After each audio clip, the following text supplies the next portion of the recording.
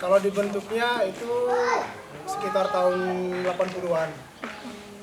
Tapi karena saya juga ibaratnya perantauan di sini, saya mulai di sini tahun 2008. Jadi tahun 2008 saya sudah mulai membantu anak-anak dalam pendidikan.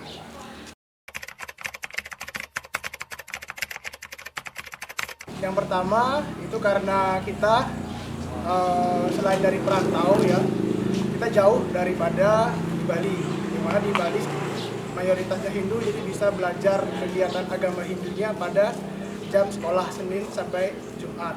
Namun karena kita di sini minoritas dan jumlah siswa kita yang belajar di SD, SMP maupun SMA itu tidak sampai satu kelas, maka kami mengambil inisiatif untuk membuat sekolah minggu, sehingga sekolah dari hari Senin, Selasa, Rabu, Kamis, Jumat itu kita laksanakan full semuanya di hari Minggu, mulai dari SD, SMP maupun SMA, agar pendidikannya bisa kita peroleh seperti itu.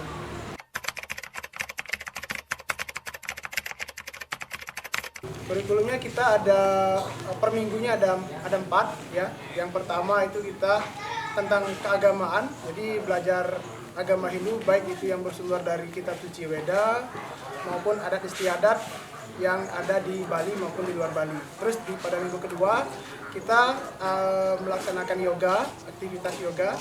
Di minggu ketiganya kita aksara Bali atau aksara menulis Bali ya. Yang minggu keempatnya seperti yang kita lakukan sekarang adalah minggu jahitan atau istilahnya bulog seperti itu.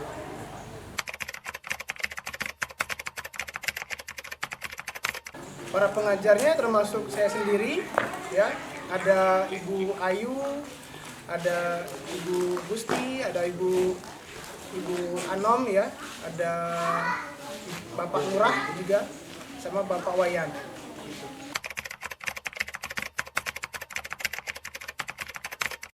Ya, penilaiannya ada tetap misalnya dari siswa itu UTS ya, UAS itu. Nah, nanti pada saat akhir semester kita memberikan penilaian ini kepada gurunya, baik guru SD, SMP maupun SMA. Kemudian khusus untuk anak-anak yang naik tingkat dari SD ke SMP maupun SMP ke SMA, kita ada ujian prakteknya, baik itu ujian praktek persembahyangan maupun ujian praktek membuat sarana prasarana dalam persembahyangan.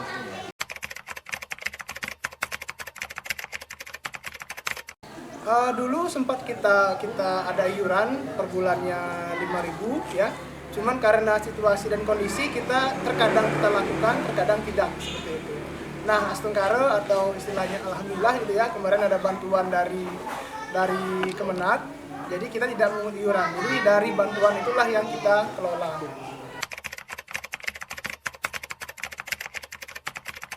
Harapannya ya anak-anak walaupun jauh dari Bali, ya, pendidikan agamanya juga tidak seperti di Bali. Harapan saya anak-anak tetap belajar menggunakan gadgetnya sebaik mungkin, menggunakan buku pembelajaran yang di perpustakaan sebaik mungkin, sehingga ilmu pengetahuan agama Hindu yang khususnya berada di luar Bali tetap terjaga dan tetap lestari. Jadi anak-anak bisa terus belajar dimanapun berada.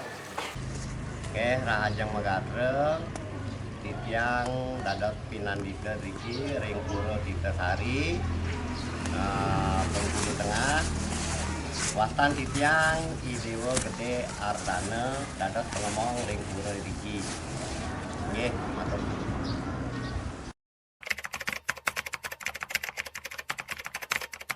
Ya, kalau tentang nama tentu mempunyai filosofis tersendiri. Jadi di sini dari para pendiri itu dinamakan Pura Tirta Sari. Kalau Tirta ini adalah sumber kehidupan. Kemudian sari itu kita tahu sendiri, walaupun sedikit kalau sudah sari berarti itulah yang murni.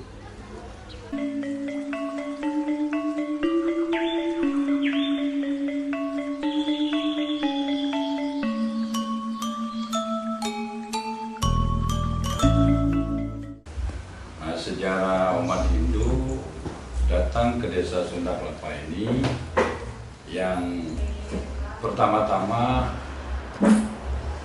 melalui transmigrasi tahap kedua lah istilahnya lokal.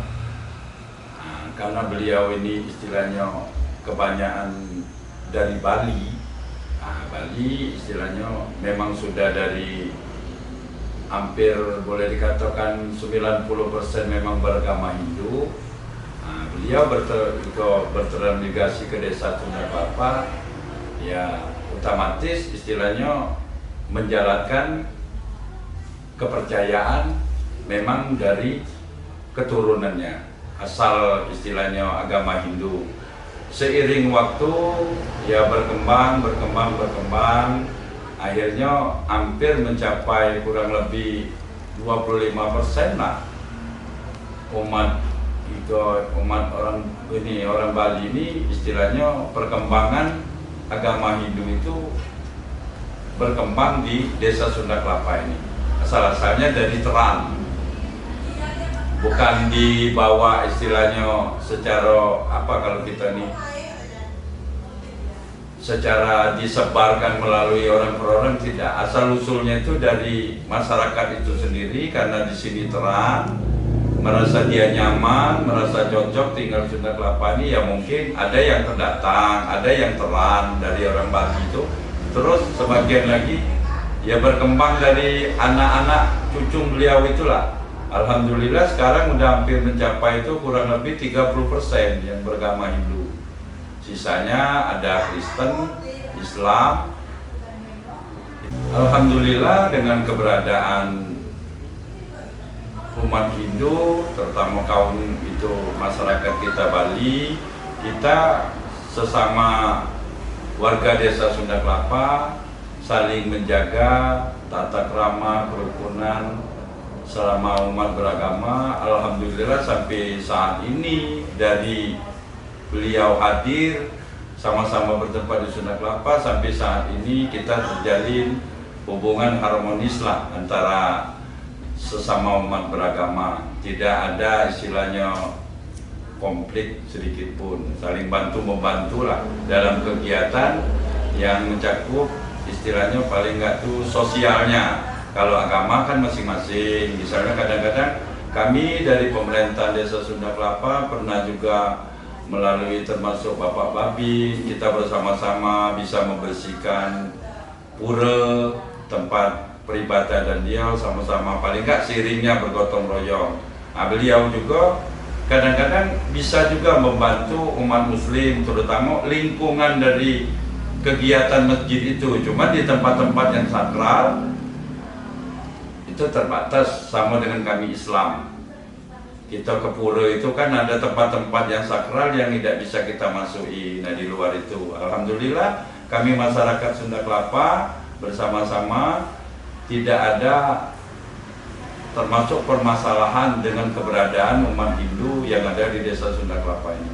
Menurut kami masyarakat Sunda Kelapa yang non dari Hindu ya sangat mendukung, karena itu keyakinan dari beliau.